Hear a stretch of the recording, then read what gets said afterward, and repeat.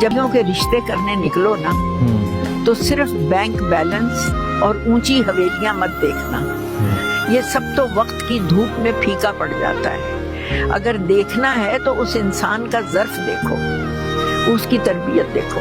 आज हम शक्ल और पैसे पे मरते हैं और फिर सारी जिंदगी अपनी बेटियों को रोता हुआ देखते हैं। याद रखना, खूबसूरत चेहरा ढुल जाता है, भरी हुई जेब खाली हो सकती है, मगर अच्छे अखलाक और सच्ची तरबियत वाला इंसान कभी साथ नहीं छोड़ता।